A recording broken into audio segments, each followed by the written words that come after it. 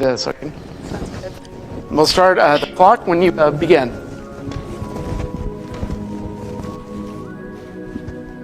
I do not remember the day my childhood began, but I remember the day it was taken away from me. In this world, some children grow up planning for the future.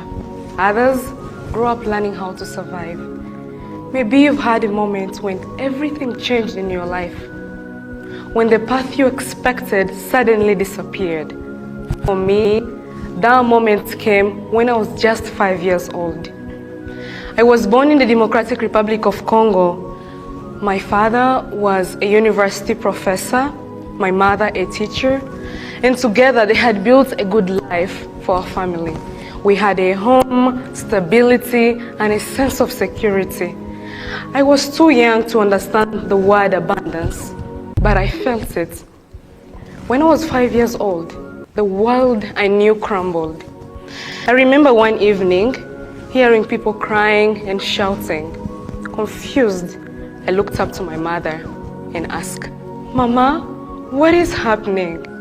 She held my hand tightly and said, "Things have changed, Rebecca. We must run now." I did not comprehend the meaning of those words, but my life will be shaped by them. In all that chaos, we were separated from my father and crossed into Uganda. When we arrived at the border, we were sent to Nakivale refugee settlement camp and we became refugees. We were registered, given a ration card number. For a family of 5, we were given just 2 plates, 2 cups, a tap, then sent deep into the bush to be given a small piece of land. "This is where you're going to live with your children," they told my mother, and the UN officials walked away. For a few moments we were all silent, trying to comprehend what has just unfolded.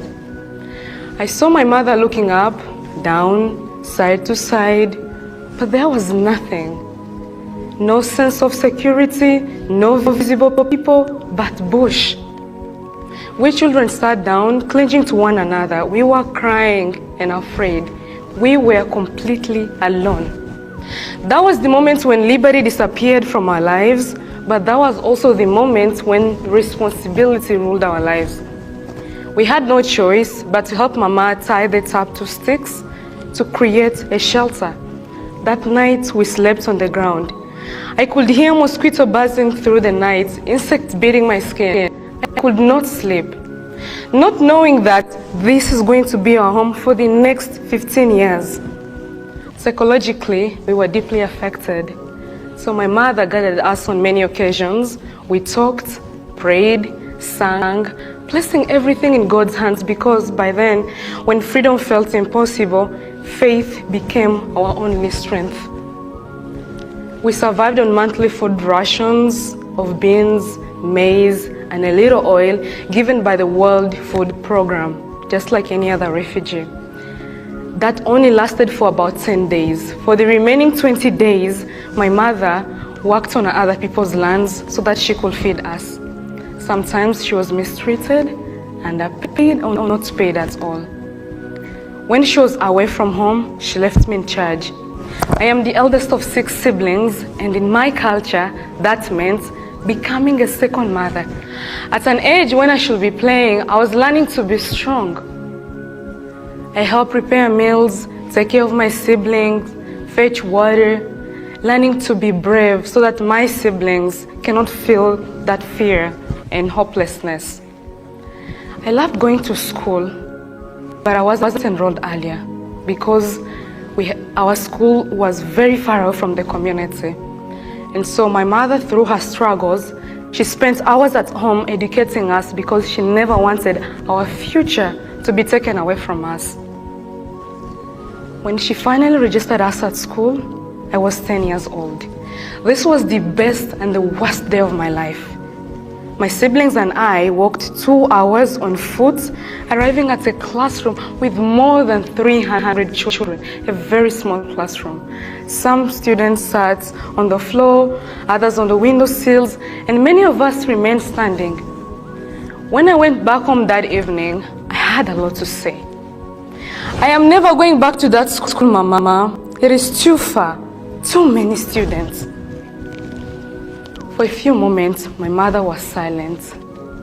Then, lovingly but sternly, she said, Rebecca, our struggles and our pain can only be written through knowledge and wisdom. And you must go to school to acquire knowledge. Wisdom will come in life when it comes. That motivated me to continue studying and working diligently despite the circumstances at hand. But when I had a chance, I kept asking endless questions. Mama, why are we here? Why do we have to suffer like this? Are we different from others? Can we ever leave this place? I remember my mother's answer like it was yesterday. Rebecca, our struggles are meant to shape us, but I have hope that all will one day come to an end. I thought I was the only one in pain, but I discovered my mother was in deep pain too. So when things overwhelmed her, she would send us outside to play and remain inside crying, thinking we did not see her. But I did. I peeked in one day as she was wiping away her tears before coming back outside. I discovered that my mother was carrying the pain so that we could carry hope. Around this time, our father was finally reunited with us. But because refugees are not allowed to work legally in Uganda, he labored on other people's lands just like my mother continued. But we all worked. My siblings and I sold fried donuts at school to help provide for our basic needs. And still this wasn't enough. We worked, we dreamed, we studied, yet opportunities felt out of reach. Education without employment, effort without outcome. Life felt suspended. It was a 15-year pause of our lives. So my parents went again and again to the UN offices to explain our situation so that we can get out of the situation. But many times they will return home with silence. Then after years of interviews, medical examinations, and questions, we were finally approved to resettle in the United States. 4 years ago, when I arrived, all I saw was an endless desert. It looked nothing like the America I had imagined or the dream I had been sold. Because we were arriving with nothing, just like we had arrived in Uganda 15 years before, carrying the invisible weight of everything we had lost. So starting over was exhausting, and for a long time I thought I will never truly belong anywhere in this world. It felt like the world and everything has moved on without me. Then after a few months, everything changed. Too soon my eyes changed, not because the desert disappeared, but because the kindness of its people began to heal parts of me that I thought were broken. Hope quietly returned. The place that once felt like yet another nightmare in life became home. I continued my higher education. I'm currently a senior studying political science with a focus on international affairs here at the University of Arizona, and building a community, learning that belonging is not a place you find, but a life you build. Many people always ask me, Rebecca, how does one survive and then thrive when you're starting with nothing? You survive by refusing to give up. No matter what you're going through in life, for as long as you're still breathing, you have the responsibility to take the next breath. Survival in life begins with the courage to take the next step, even when the path ahead feels uncertain. But thriving is something greater.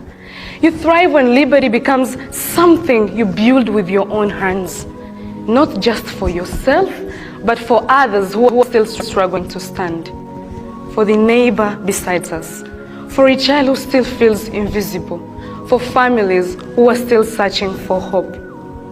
I have known deep sadness, anxiety, and pain that felt endless, but I have seen something stronger.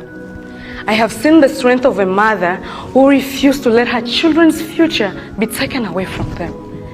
I have seen the determination of a father who kept working even when the world told him he could not. And I have seen the kindness of strangers who open their community so that my family can belong. There are moments in life when the weight of everything feels unbearable, but I refuse to give up because I dream of standing up, giving a voice to those who feel invisible, serving people facing hardship here in Arizona and around the world, serving the millions of people whose voices we may never hear in life due to our ever-changing world, the current situation that's happening around the world at the moment, not just about immigration, but about sexual abuse in our communities, about homelessness, about so many other issues that are affecting different families in our different communities. Being a refugee is painful. It is not an identity anyone chooses. I did not choose this life, but I found myself in it. And through it, I have learned that circumstances do not define who we are. What defines us is how we choose to respond. If freedom is something we all believe in, then it's something we are all responsible for. The question is, what can you do to make it feel real for someone else? Because I have learned that responsibility shapes us, liberty guides us, and together they define who we become. Thank you.